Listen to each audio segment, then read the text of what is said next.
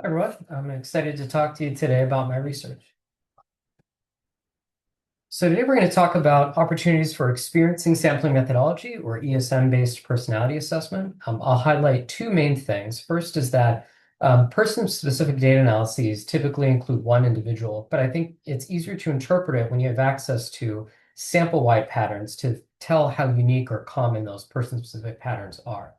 A second point I'll make is that it's important to understand salient context in the person's daily life, such as discrimination.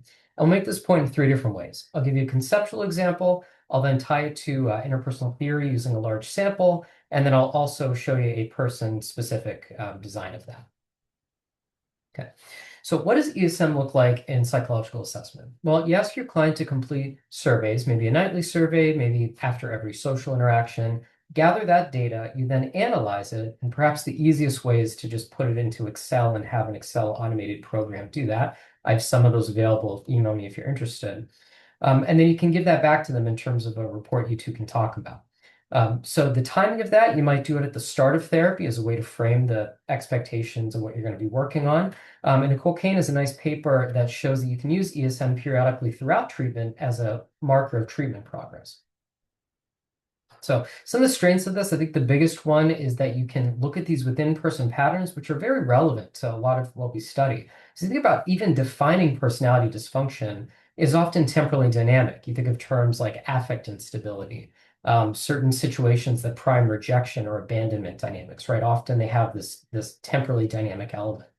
When you think about your psychotherapy work, you might also notice within-person patterns. How does that thought lead to a behavior, right? And a lot of existing tools we use, like diary cards or thought records, are already informally doing this, right? So the benefit of ESM is using some quantitative methods to better understand these patterns and perhaps to notice patterns that aren't so obvious to the just eyeballing it. Now, challenges are that it's a burden for the client to complete, perhaps for the clinician to analyze, and then the number of data points that you really need to make some really strong inferences are quite high. So let's come up with a conceptual example. Imagine you have a client who's tracking their anger and arguments in their daily life. And imagine you get a 0.5 correlation. Well, now we can work with this, right? Let's say you take a DBT perspective. So I want to see over the course of our time together that anger goes down, argument levels overall go down, but then I also want to see a decoupling, a weakened correlation between anger and argument, which means you're able to experience the anger and the emotion without acting on it in a maladaptive way, right? Sounds like a great treatment target. Or is it?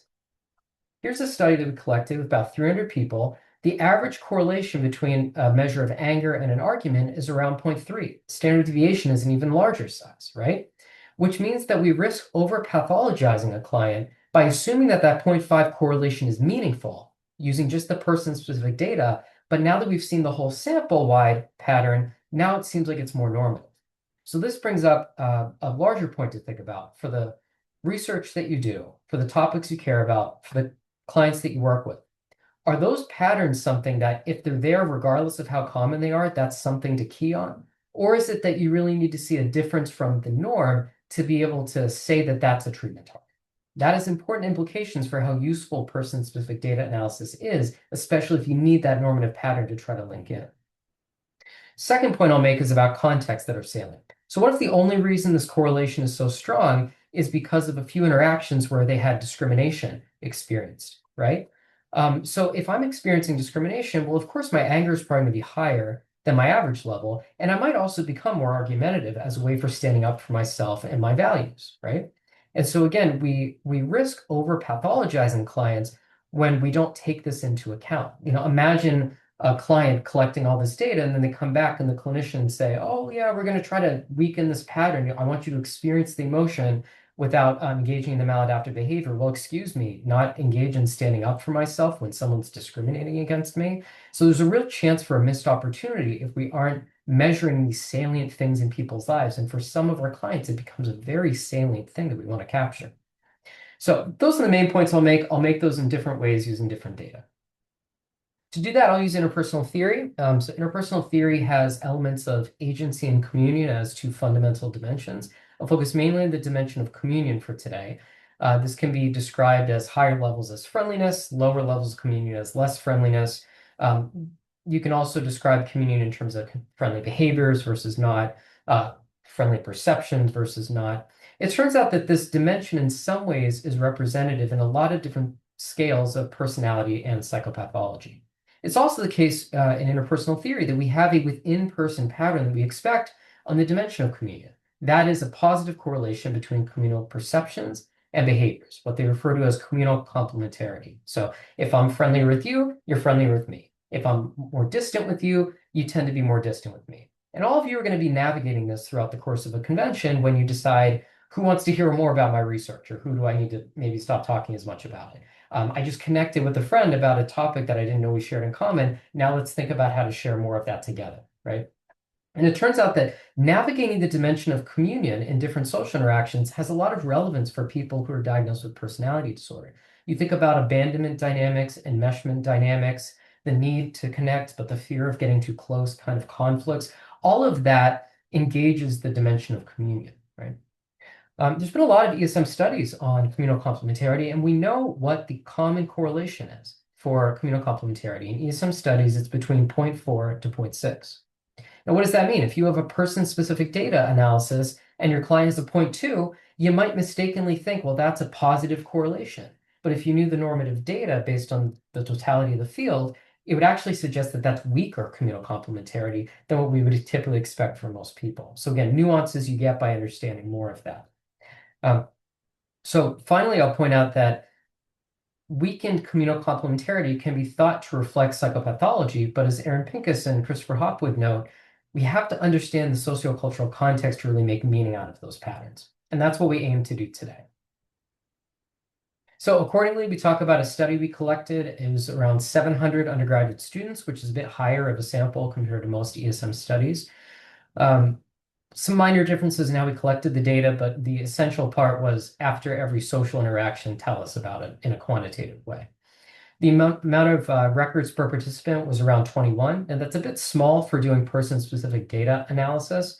But I would counter that most clinicians aren't waiting more than 21 times to comment on a pattern that they see, right? The participants are listed here. Now, remember, even with such a large sample size, it means that even these small percentages of different groups means that there is still at least some representation. However, this, of course, unfortunately skews more heavily towards the endorsement of Caucasian ethnicity and race, women, and heterosexual straight identities. Okay, so how do we measure communal behavior? Well, throughout this conversation, I acted positive to friendly, negative to unfriendly. Same thing for communal perception. How did they act? Positive to negative to. So you simply correlate those two things to get at communal complementarity. How do we measure discrimination? Well, we have a checkbox that have a variety of different types of discrimination across different identities. You see it listed there in the table, ordered from the most common to least common. In the second column, you can see the percentage relative to all discrimination experiences that one discrimination type represented. And then in the furthest column, you see it relative to every record in the sample. So about 15% of all records included at least one discrimination experience. Over half of the people in the study reported at least one discrimination experience throughout their time in the study, unfortunately. And for about a fifth of the time, they reported more than one discrimination type together. So getting at a bit of intersectionality among those identities. For data analysis, we simply correlate perception with behavior, right? So we can separate communal behaviors into the portion that varies between person, shown here in blue, versus within person, shown here in white. Similar thing, we split up for perceptions of communion at the overall level, which is in blue, and the event level, which is in white. So the white box of other C connected to self C, that's your communal complementarity coefficient, which we can represent there in the blue circle. Now we can enter discrimination. We can separate it again by did it happen in the event or what is your overall level compared to others. You can put in the main effects, and then for each different discrimination type, we can also interact it with the communal complementarity to see if it's weaker when discrimination is present in social interactions. So first up, we have communal complementarity. So shocker, it's a 0.5, right? We thought it was going to be a correlation between 0.4 and 0.6, and we got it. Because we have such a large sample, we can also say the sample-wide mean and standard deviation can be used to kind of calculate a t-score based on this convenience sample, where we would say a correlation of 0.16 is around 40t in terms of commonality for communal complementarity relative to others in the study. 0.84 would be at the higher end. How about the interaction effects? Well, at the within person level, experiences of youthful and mental health-based discrimination ended up resulting in lower communal complementarity. You see the simple slopes here presented, not too far lower, but seen anyway. And for the between-person effects, which are shown there in blue, you can see pretty consistently for any discrimination type that you enter in separately, you see a weaker correlation between communal perception and behavior, right? What this tells us is that if you find lower communal complementarity in a client, you might think to yourself, would discrimination be a factor that is driving some of those effects, rather than pathologizing that as being a bad thing that they don't have strong communal complementarity. Okay, now let's finish up with a case example. This person reported 26 social interactions, and on average, her communal perceptions and behaviors were around 0.5. Now, if I only had her data, I don't really know what to say about that, right? But because I have everybody else's data in the study, I can compare her scores to the average person's and say that communal perceptions and behaviors are about average relative to others. So that's helpful. Her communal complementarity score is actually 0.8. I don't know if I needed 26 data points to tell you a 0.8 correlation is there, but there it is. And the magnitude of that correlation is a bit higher compared to the average one in the study, which again is around 0.5.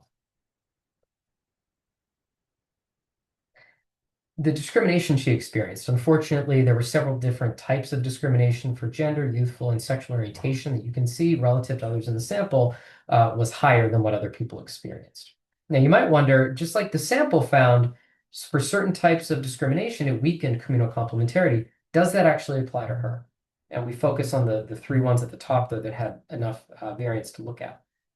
So here we see on the figures, the top is about marginalization for gender. The left figure is data points where there wasn't marginalization. The right data point are ones where there were. You can see that the slope goes down a little bit, a 0.4 magnitude correlation of weaker communal complementarity. Similar story for the youth-based discrimination that you see on the bottom figure. Now, again, without everybody else's data, I don't know if a 0.4 drop in a correlation size is really meaningful, right? But because I have the rest of the data, I can tell you that's actually relatively normative compared to other people in the study who also experienced similar types of discrimination and had a similar decrement in communal complementarity. So that might suggest for us that that's not unusual, right, for people who experience that type of discrimination. Again, that can be kind of validating in a way. For sexual orientation, you see a larger drop from 0.78 to 0. Now, there are 4 data points in that sexual orientation piece, and so you can see one more data point could clearly skew things pretty significantly. Nevertheless, it's lower compared to the average person in the sample, and you might start to look at that to make inferences with her. So for instance, if the x-axis is communal perception, it's interesting that for sexual orientation-based discrimination, you see people at a -1 pretty much consistently, whereas for the other types of discrimination, it feels a bit different. You might use that as a mechanism to say, help me understand what happens when you are discriminated against for sexual orientation and what process that evokes that seems different from the other ones, right? The design of approaching this topic would not be in trying to correct her responses to discrimination, of course, but instead to use it as a mechanism to better understand the life that she's living. And then again, because the discrimination experiences are just so prevalent in her life, you might think about other community resources that could be put into play to at least try to dilute the amount of times that she's getting interacting with these people that are discriminating against her. Okay, so to summarize, ESM is a useful way to think about personality assessment. Try to make that argument here. I would argue it's more useful if you combine it with sample-wide data like I did here. So for instance, you could use the same items that I used. You could use the same means and standard deviations. You could use that to not only understand your client's patterns, but also how they might compare to a convenient sample. And then, of course, I think it's really important for us to consider context, such as discrimination, to explain these patterns.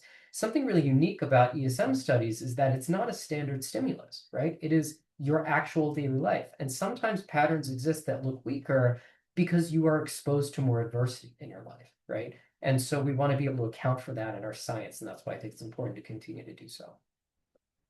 Okay, thank you.